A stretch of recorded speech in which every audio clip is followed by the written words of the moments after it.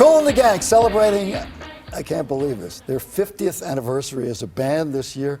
They have produced some of music's most classic hits.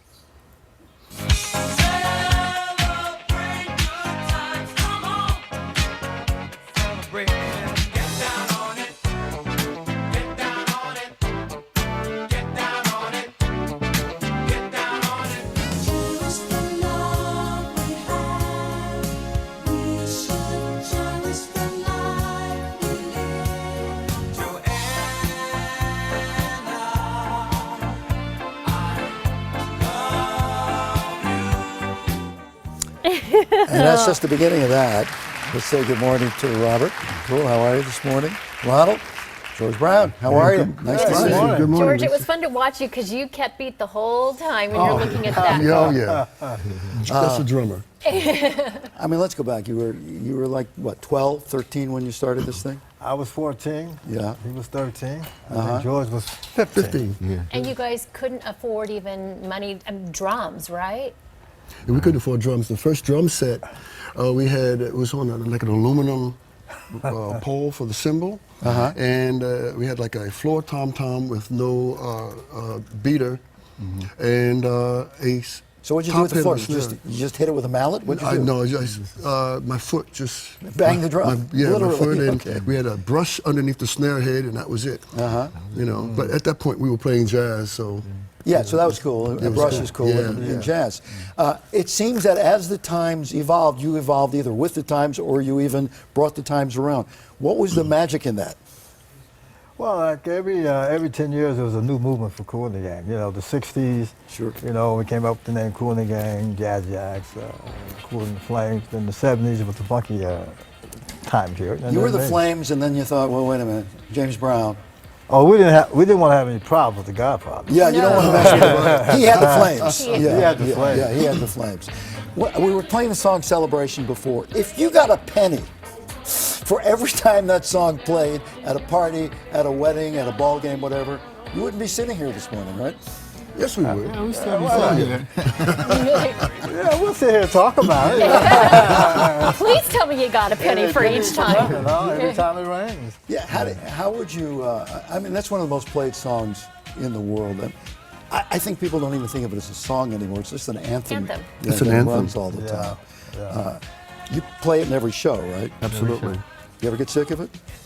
No. No. Good for It's organic now, you know, because every every night we play it, it has its little idiosyncrasies, and so it's just never the same.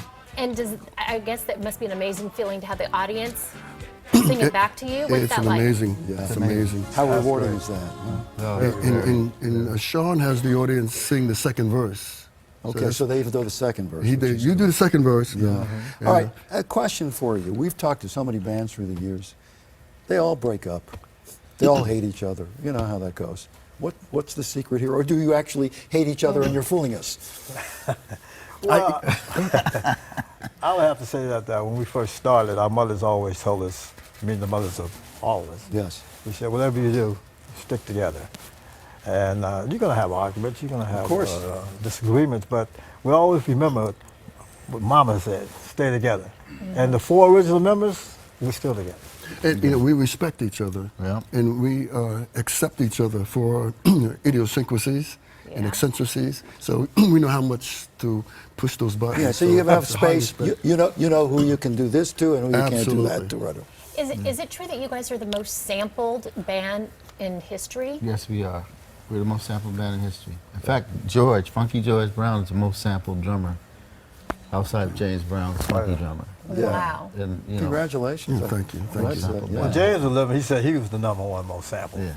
Well, Back yeah. then, yeah. Right, yes, when you look at music today, do you understand music today, or are you on top of it at this point?